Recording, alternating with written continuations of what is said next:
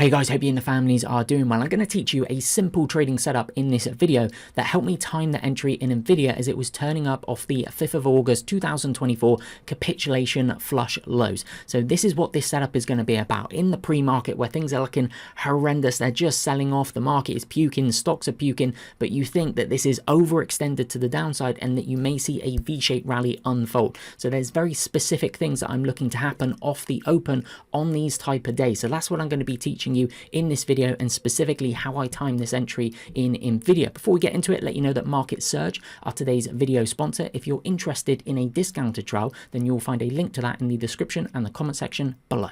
Okay, so let's get into the setup. Now, the context here is going to be very important. I'm looking to use this specific setup when I think the market is already oversold, overextended to the downside, and I think I'm beginning to see a capitulation style flush where I'm expecting prices to rebound very quickly. So heading into the setup, I want to see a lot of pain. I want to see a lot of selling, a lot of supply, a very aggressive, sharp move to the downside, like you can see on the daily charts in NVIDIA, the daily chart on the triple Qs, the daily chart on TSM. I want to see that aggressive selling, that scary, potentially the spike in the VIX and the VXN as well. So there needs to be a lot of capitulation, a lot of panicking heading into the setup. Now, and then expecting large operators, institutions, smart money, whatever you want to call them, to then take advantage of this. Now, if you think about the Warren Buffett quote, be fearful when others are greedy and greedy when others are fearful, it's really playing into that, being greedy when others are very, very fearful. So the context on the daily chart is very important. It needs to look horrendous. It needs to be selling. Looks awful, panicking, capitulation.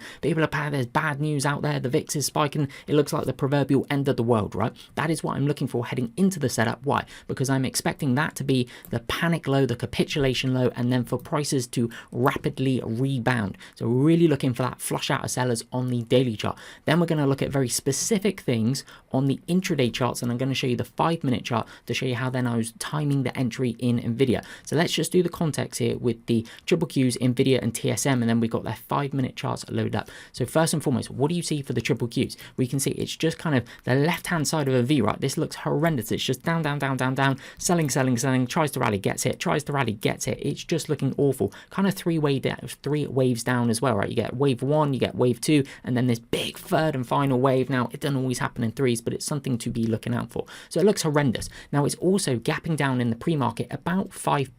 So if you take a look here, the prior close is here, and it's gapping down here. It's circa 5%. It's about 5.36%. That's what these figures are. And then the red line is the 200-day simple period moving average.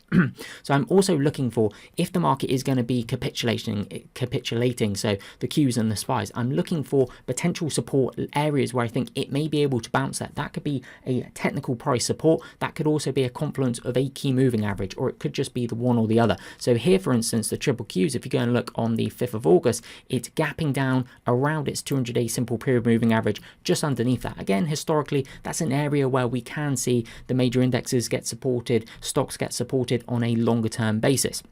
If you take a look at NVIDIA as well, okay, so it's just kind of puking out here, looks absolutely horrendous. The gap down on the open, the prior close is here. The gap down is 14.18%. NVIDIA is gapping down 14%. This is, for me, the #1 institutional stock in the market at this time, and it's gapping down 14%. On the open. Like, this is capitulation territory. Like, this is looking pretty darn horrific on a short-term basis. You look at TSM as well. It's gapping down, set to gap down 10% on the open. The prior close is here. It's gapping down to this level. That's 10%. These are some big capitulation flushes. Some of you know that I put heavy emphasis on the percentage of stocks above certain moving averages. So up here, what we had is for the Qs and the SPYs, they were in overbought territory. I've covered this on recent videos. They were in overbought territory. As we get down here, and actually on the prior day, we're in oversold territory from a moving average breadth perspective as well. I don't want to go too deep in the weeds down there, but that's also important. I'm looking for the market from some of the technical indicators that I use to be oversold heading into these setups. Why? Because again, this is a capitulation flush. These do not happen every single day, every single week, every single month. They are few and far between. Maybe they happen, like these ones like this, maybe a couple of times a year. Sometimes you don't get it. But when this happens, I want to be very, very aware of this, because I think there could be some fantastic buying opportunities. So let's then start taking a look at the 5-minute chart. So this is where we go down the Alice in Wonderland rabbit hole, and we're looking for very specific things. So they're capitulating on the open. Now you can see what happens afterwards. When I was then entering NVIDIA here. I didn't know what was going to happen afterwards. That's why I'm relying on my tape reading skills to look for and have those mental representations of what does a shed load of buying look like, where institutions are just like, we want in right now. It's that Warren Buffett quote again: be fearful when others are greedy, but greedy when others are fearful. I want institutions to be greedy. I want there to be a lot of fear by kind of the retail panicking weak hands, but I want the institutions to be greedy and go, we are soaking this up. The two things that institutions, large operators, require above everything else is liquidity and perceived value. Is there a lot of liquidity down at these levels? Is there a lot of perceived value down at these levels? Well, I'm going to use my eyeballs and read the chart, read the tape and go, wow, okay, institutions are seeing the value. They are stepping up here. They are buying a shed load of it. So what I'm looking for is what I call gap down reversals. I'm looking for gap down reversals or shakeout demand tails.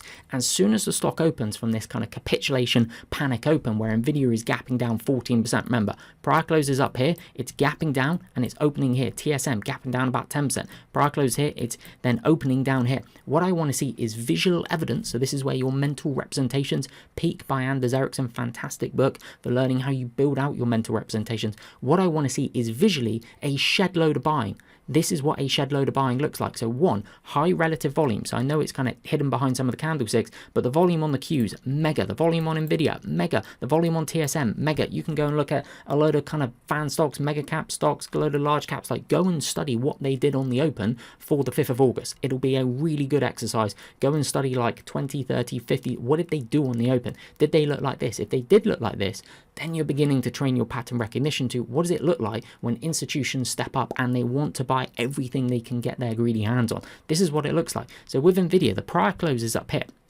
okay, around 107. It gaps down and it opens here at circa 92. So it opens here. Now it goes down and puts in a low here. This is what I call a shakeout demand tail. So it actually gaps down, moves down, and then recovers, and it recovers really, really strong. You can see that on, say, the 1 minute chart that I don't have load up here because otherwise there's going to be a lot of noise. But then it recovers and closes up here. So it gaps down. If I now draw this, it gaps down, okay, to here, puts in a shakeout demand tail, recovers really, really strong, and it closes there. If you go and look at TSM, so I was looking at the Qs, NVIDIA, TSM, I was looking at a lot. Like there's moments in time in the market where you got to be just hyper alert on it, really, really focus. So I would have liked to get NVIDIA a little bit closer to the break of that 5 minute gap down reverse bar high, but I was looking at this, looking at that, thinking, hey, is NVIDIA the best one? Do I want to go there? Do I want to go there? Then I elected to go to NVIDIA, and then you got to type in the order. You got to be pretty quick, okay? You got to have quick fingers and quick eyes when you're then trading like this. So then I'm targeting NVIDIA here. I get it here at 95.80, 95.38. Now, if you go and look at, say, TSM, what does TSM do? Well, the prior close is here. It gaps down, opens here, puts in a mini shakeout demand tail, and look at the strength of the reversal. This is institutions going liquidity, perceived value. We are stepping up and buying everything we possibly can. Okay, then the entry is through the high there, the stop underneath the low of the day, because if it then undercuts the low of the day, okay, that proverbial line in the sand that the large operators have just drawn, that is now null and void. Your reason for being in the trade, for me anyway, is now null and void. I don't want to be in it. Okay, this should set the low.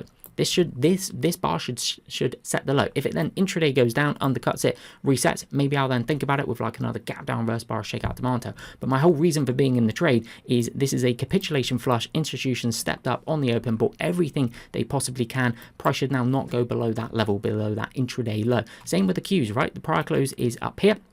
What does it do? It gaps down, it opens here, puts in a little shakeout demand tail, strong close, reversal like that. So another gap down reversal bar. You'll hear me talk a lot on the channel about these gap down reversal bars. So what I want to kind of emphasize here and get across, and the best way for you to learn this is go study the charts for yourself. Study what happens, study the moves on the 5th of August. Notice these capitulation lows where price just flushes down, and then you visually see a lot of buying. This is what a shed load of buying looks like. So that's then my entry in there. Now you could then have this as, say, an intraday trade, because yes, you are entering this on an intraday basis. You've got to be focused. You've got to be on it here.